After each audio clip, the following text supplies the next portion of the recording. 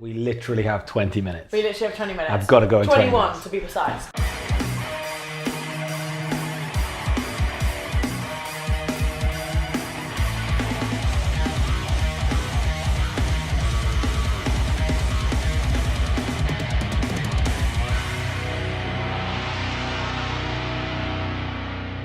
Hey monkeys, how you doing? Damian Keys here, and welcome to the hashtag Ask Damo show number 27. With me as always is Melissa. And today's show is sponsored by Sons, the band Sons, who I'm loving at the moment. Sons Band UK, and also Turbulence, who I met up with last week. Oh, did you? They That's are so cool. so lovely. Oh, that's awesome. Super lovely they are. Sweet. So I'm a big fan. Right, we've got 20 minutes, we've got 3 questions. 3 questiones. Do I'm this. going to kick it off. Okay. Right. This is from Doug via Facebook. Yes. How do you start off as a covers band? We're finding it hard to secure functions as we're not known and trusted yet. Okay, first things first, don't call it functions. Okay. It drives me up the fucking wall when people call it functions bands. If you think of it as a wedding band or a functions band, then you're doomed from the start. Doomed. This is a commercial band, okay? So all this is you are thinking about, again, the end user. People don't want a functions band. They don't want that. What they actually want is, they actually want the actual band to turn up. They want the Stereophonics to turn up, or the Killers to turn up, but that'll cost them £250,000 and they don't have that. So they want entertainment. They understand that people want covers because they want their audience to have a party and they won't know original songs. So it's a commercial band. Now, when you think of it as a commercial band and you're not thinking of it as a functions band, every decision you make is different. Because when you think of a functions band, you think about really badly fitted suits and colourful ties and silly hats and everyone singing 70s funk songs. And that's not the case. So, you know, I don't play as much as I used to, but I've been doing this for 20 years because I love it. I love to do it. For me, it's been a way of getting out of the office just as much as anything else. And the reason why I love it is because, well, I'll tell you why, is because 10 years ago I stopped playing. Because I remember standing on stage and I just finished playing I Will Survive or something like that. And the drummer kicked in and started playing Walking on Sunshine. And I remember just thinking to myself, I'm out. I give in. I don't want to play. I don't want to do this anymore. I hate it. And then a couple of years later, we started a band where we started to play fun songs. The reason why I like it is because I don't play that stuff I don't want to play anymore. I play Biffy Clyro songs. We play Rage Against the Machine. Play songs that I really just grown up listening to that I love to do. And the reason why we can do that is because the people who are having a party, the people who run businesses like me that are prepared to hire a covers band or a commercial band, you know, I grew up listening to Pantera and Rage Against the Machine and Metallica. So I understand that I don't need to listen to the Birdie song or YMCA. So this is about playing music that people want to get into and they want to party with. So if you think about that, what you wear and what you play are very, very important. It needs to look like a real band. It needs to be authentic. Another thing that drives me mental is when you get 5 18-year-old white kids all playing 70s funk like 18-year-old white kids. Play what you know, do what you know. If you grew up listening to rock, then there's a place for that. If you grew up listening to funk and you genuinely can play funk, then you need to go and find musicians that can play it, because there's far too many kids thinking that Stevie Wonder is the answer. And it's not. It is not the answer. Sometimes the answer. Very, very... Do you know, Stevie Wonder is absolutely the answer if you're Stevie Wonder. But as soon as the band kicks in, it's like... And I'm like, oh, fuck off. I'm bored of this shit. I was bored of this shit in 1999. So now Stevie Wonder plays it, different story. But so, you know, you don't have to just play the same old, same old. At the moment, there's some great music coming out that people want to hear. Bruno Mars, he's just a legend. His songs are incredible. People want to party listening to that kind of stuff.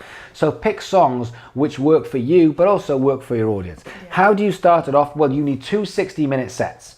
That is kind of, in the UK, that's kind of your tradition. 2 60-minute sets. Those songs need to have some kind of format. You don't want to just go something old, something new, something borrowed, something blue, and a bit of everything. What you want to do is you want to have a little bit more of a theme. And I would suggest that kind of, for younger musicians, having a more modern theme is usually the way to go. Yeah. And so if you do that, then all you need to do is you need some good pictures, you need a decent video. I mean, the times have changed and you do need to have some marketing, which is where companies like DK Management come in, because we recognize that people can't afford to put £3,000 to £5,000 into marketing their band. And that's where companies like us help. But as a part of that, you know, it costs in a different way. But good photos, good videos. You need to have around about set-wise around about 35 songs, but probably around 50 songs, because sometimes if you turn up, I mean, you've got to be prepared for everything. And if you turn up and all of a sudden you look around and you think everyone's really, really old, maybe we won't play Pitbull or Rage Against the Machine. What we'll do is we'll swap that for something a little bit safer. So you probably want about 50 songs. You're going to play between 30 and 35. Keep everything very, very up tempo. Make sure it's tight. Make sure your numbers in the band are small. Harsh things. Male fronted bands go down. I'm not saying they go down, but they sell 10 to 1 on female bands. Harsh, but that's just the way, that's just the market. It sucks, but it's just the market. So if you are a female fronted band, you've got to find a niche. So if you were going to start a band, we'd look at a niche, and your niche would be potentially very, very modern pop. And the fact that you play guitar would be a good angle in there. So you'd have an angle, but you know, male fronted bands do sell 10 to 1 on female, for us especially. When it comes to numbers of bands, don't have too many people in your band. Don't have a 6-piece band, because then you've got to charge per member, and when you start getting to VAT and travel and accommodation, the costs just go up. So if you can keep it to a 3 or a 4-piece, then that's, for me, is the way forward. Don't put a percussion player and a backing vocalist in a commercial band. It's too expensive. And if you're going to do that, then the next thing I would do is learn your trade by getting out into your area and doing 30 to 50 2-hour show gigs for free. And everyone just kind of went, oh, fucking free. He's gone mental. But you got to compete. You got to compete with the likes of me. And I've done 2,000 of these. So when it comes to building up trust and building up marketing and building up testimonials and building up a lot of people who come to me and say, I trust you, will you come and play a gig for me? You got to compete with me, because we're on the same level. So, you know, if you want to put some travel in there, fine, but you've got to actually learn your trade, and you've got to compete with people that have been doing this for a long, long time, 3 to 4 times a week for 20 years. It's harsh, but it's true. Should you be playing for free? I know it's not that question. Should you be playing for free? That's not the question. That's not what I'm saying. What I'm saying is you need to learn your trade. If you've never gone out and done a proper 2-hour covers gig before, then you can't start charging for it. Just because you're doing covers for someone's wedding, you just automatically think, well, I don't want to do it, so you have to pay me to do it. You have to get good enough to do it. So go and get the experience. Just like you spent hours and hours learning to play drums and hours to learn to play gigs. Well, this is hours and hours of standing on stage and actually understanding what works in a covers environment. So you want to do 30 to 50 gigs for next to no money, just so that you understand what it's like. You know, it's different to an originals band. If you have any kind of gap in between a song, then people walk off the dance floor. People don't want to be there. All these tiny details that you learn. How to set up PA. How to do your own sound in a venue made of glass. You know, when they've got stone walls and stone floors and a ceiling in a cathedral that goes up for 200 foot. And you just go, this sounds shit. Yes, it does. Absolutely. So just get out and learn your trade, because it's not as simple as just learning songs and going out and playing it. You're dealing with, if it's weddings, for example, you're dealing with the most important day of someone's life. You can't fuck about with that. You can't just turn up and go, yeah, well, I'm a musician, I can do it. We can play Mustang Sally.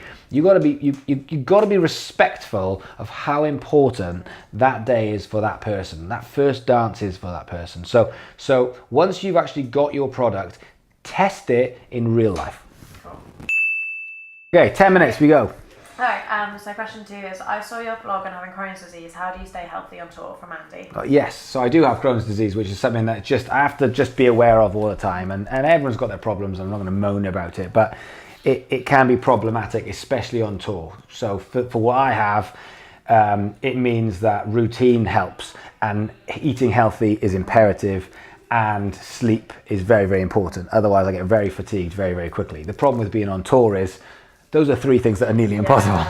But at the same point, I'm not going to let it stop me. And there's loads of other people who've got other things that get in the way of their touring. So what do you have to do? You have to be prepared. Being prepared is crucial. So whether it is making sure that you are taking food with you, because eating on the road is a nightmare, and trying to come back from a gig and eating at 2:00 in the morning, where all you can do is going into a service station and eat pasties and sandwiches.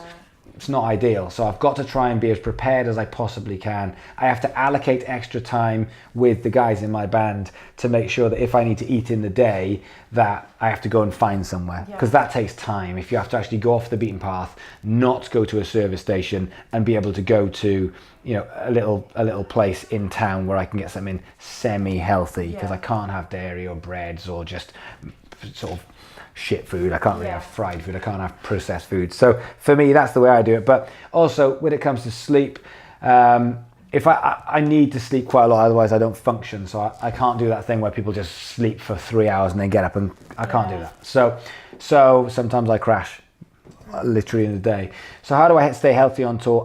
I have to be prepared. It's the only way. I take things with me to make sure that I'm not caught out. You know, I've got a friend who's got diabetes, and it's the same thing. Just has to be very, very uber prepared, because it's not going to stop you, but if you don't do it right, it fucking well will stop you. It'll stop you dead in your tracks and you'll be in hospital. So from my point of view, it's all about being prepared, and it's all about sacrifice. When everyone else goes, let's go for a pizza. No, I can't. You guys go for a pizza. I'll have to go and find something else. So I have to make sure that I allocate time, effort, and sacrifice in order to make sure it's right. So I can't stay out until 3 a.m. partying when I'm on tour. I have to just prioritize that I need to be able to get enough sleep, enough food, and routine. And routine is everything. So it's just all about being prepared. And I imagine, like, it's obvious, but it must be like staying hydrated on tour must be so important as well. Yeah, I mean, I think when it comes, especially for Crohn's, I think when it comes to this sort of stuff, especially with stomach stuff, is everyone knows what to do. Yeah. Nobody wants to do the thing. Or just being asked. You know, the amount of times I've made excuses. The other thing I need to do as well is I go to the gym a couple of times a week, because I find that just keeps things flowing. But it's just when you're out and it's 1:00 in the morning and you're tired and you've got 2 hours or 3 hours drive home, and you just think, I could really do with an energy drink and a pasty. Yeah. Do you do it? And sometimes the answer is yes, because you just think, I don't care. Or sometimes you just think, I'll deal with the pain. Or sometimes you just think it's dangerous not to have an energy drink, so you'll keep up. It's not ideal, but life on the road as a musician, when you're gigging 3 or 4 times a week, you just have to do your best. But the only answer I can give to that is, it's hard. And so the more prepared you can be, the better. I mean, and it does help if you can throw some money at it so that you can actually eat proper food. But it is a lot of sacrifice. But I'd rather do that than not be able to be a musician. You know, I've loved being a musician for 20 years, and I've spent the last 20 years of my life enjoying playing music. I don't need to tour the world, and I don't need to play Wembley Stadium. However, I can't imagine a time where I'm not playing in a band with my friends, even if it's at the local pub. I have no problem with that. You know, people have this idea that certain types of gigs are embarrassing. I've never had that. As long as I've got a guitar, a bass in my hand, and my friends are with me, and we're standing on stage, and we're laughing. To me, that's my Friday night out. I don't give a shit about the financial side to it. For me, it's just a really enjoyable experience, and I always want to have that.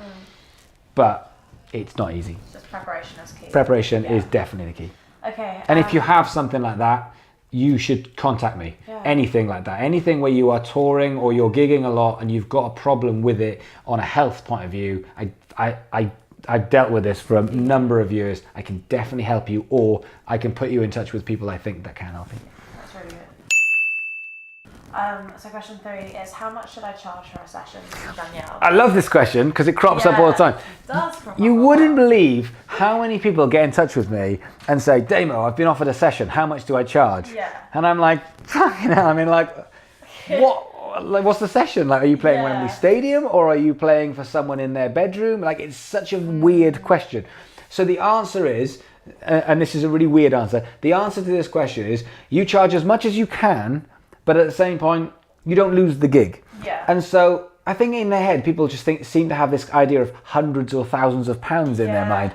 And if you were going to do a gig, and you were going to leave at 12 in the afternoon and get back at 2 o'clock in the morning, and that's a 14-hour day, how much would you charge for that gig? You might get paid 150 quid or whatever it is. If you're going to actually teach singing, how much do you charge for an hour's worth of singing lesson? What, £20, 25, £30? So why would a session be like £1,000? Yeah. Like, it doesn't make any sense whatsoever. So what I usually suggest is having an hourly rate, which is flexible. Now, I usually say, if you're going to do singing lessons, why not start off with £25 an hour? If you're charging £25 an hour as a singing teacher, guitar teacher, drum teacher, why not charge £25 an hour for your session rate to start with? Because if you're asking me that question of how much you charge, then it probably means you don't have millions of sessions coming in.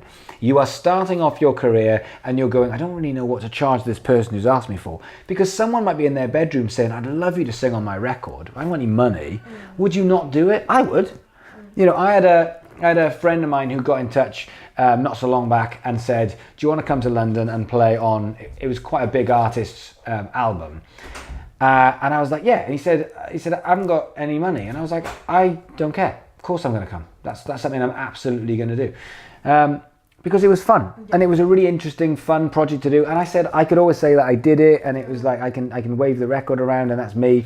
So how much do you charge? I would say having an hourly rate and then being flexible. And if someone can't pay you as much, are you going to not do the gig for the money so you can stay home and watch X Factor? Yeah. Or are you going to just bite the bullet and say, look, I need to get my name out there. Let's get out and do this. For me, this is about supply and demand. Get out, do the gigs, build your name, and the money will come. And it's the same thing across all business. If you do something until you're so good at it that someone is insistent that it's you doing that gig, the money will come. The problem is people want to insert the money too quick and then say, well, I've got to live. And I'm like, yeah, but they don't have to pay you. So you've got to weigh those two things up. Yes, you've got to live, but these people don't have to pay you. I'm getting it from all angles. Yeah, I'm leaving, I promise. I'm going, I promise. So the answer is, you need to. You wrote a note. Good. You've got to leave. You've got to leave. I've got to leave. I like the way Casey just wrote a note. You've got to leave. I'm aware. So the answer is, have an hourly rate, be flexible, don't not do work for the money. If you've got nothing better to do, then it means that you aren't getting enough work for the supply and demand. So at the moment, that means you've got to get more work in. Yeah, and I think long term. Yeah, and work comes from work. Yeah, longevity is everything. Yeah. I've got to go. Hashtag Ask Damo Show. Ask questions. Send stuff. I want shit for the walls. So send more stuff, more packages. Address below. Anything you want to add? Apply for the mailing list, info@damokeyes.com. That's all from me. You'll be valued if you do that. Valued. Right, we got to go. I got to go. See you guys next week.